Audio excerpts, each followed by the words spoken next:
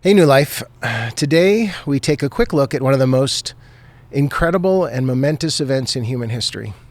Jesus Christ laying aside his glory and his majesty to be born as a human baby, to live, to serve, and ultimately to die the shameful death of a convicted criminal for us, so that he could offer to us an eternity in heaven. This Christmas season, we've been going through the sermon series called The Light Shines, and in that we're walking through the first chapter of the Gospel of John. Today, and for the next 6 days, we'll be looking at verses 14 through 18. And the Word became flesh and dwelt among us, and we have seen his glory. Glory as of the only Son from the Father, full of grace and truth. John bore witness about him and cried out, "This was he of whom I said, 'He who comes after me ranks before me, because he was before me.' For from his fullness we have all received grace upon grace. For the law was given through Moses. Grace and truth came through Jesus Christ. No one has ever seen God, the only God, who is at the Father's side. He has made him known." Verse 14 is the one you've probably heard before, perhaps many times. And the Word became flesh and dwelt among us. Entire books have been written about this verse and its meaning for us. But for now, let's just momentarily consider a few things. First, John equates the Word with Jesus. They are one and the same. This may seem like some sort of fancy theological construct, but I know that when I look at something like Hebrews 4:11, the Word of God is living and active.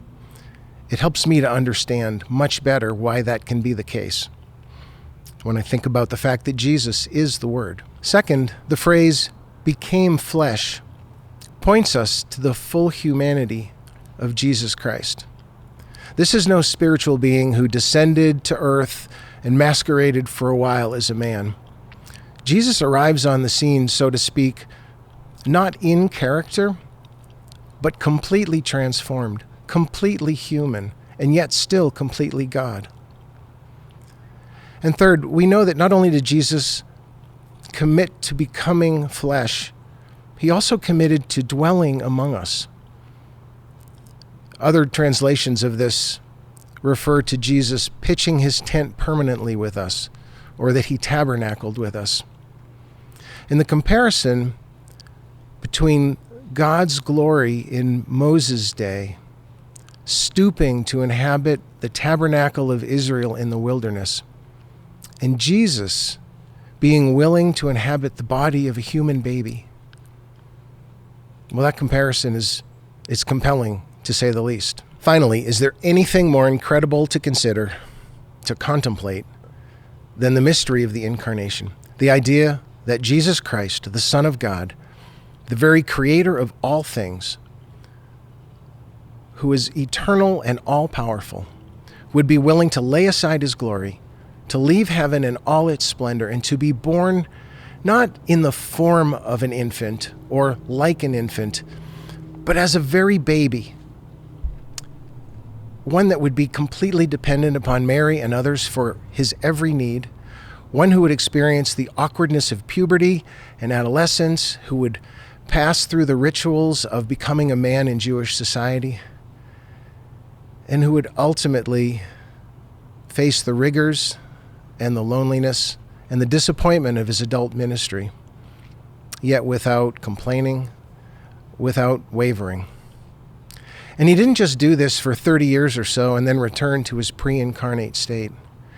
Jesus is and will be forever fully human and yet fully God. It's incredible to think that when he took on flesh, he went all in for us. He pitched his tent permanently with us.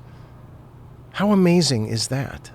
And why would he do this? Agree to humble himself and put on flesh and become one of us, to become exactly like us and live like us in every way, except that he did so perfectly and without sin? He did this so that he could demonstrate to us just how far he was willing to go to redeem us. He did this so that he could assure us that in the daily struggles and challenges and even temptations that we face, that he is intimately acquainted with them. He has been there. He's done that before us. And above all else, he did this because he knew it was the only way to remove from our record the sin that would eternally separate us from him and his Father, to restore us to righteousness, his own righteousness before the Father. Jesus became flesh because his love and the Father's love for us couldn't accept the idea of leaving us dead in our sin and outside of their love for all of eternity. The next 6 days, we'll hear some brief accounts from other folks from New Life, talking about how Jesus has put on flesh and become real for them in their time of need. And as we contemplate these, consider a couple of questions for ourselves. How has Jesus put on flesh? How has he become flesh for you and for me in our daily lives? How has he met us and uplifted us, rescued us, refreshed us? And also, how can we become a Jesus with skin on, so to speak, to those around us, so that they can see the life and the forgiveness that Jesus desires to offer to them? Have a blessed week, New Life, as we continue to prepare for the coming of Emmanuel, God with us, the one who put on flesh and dwelt among us.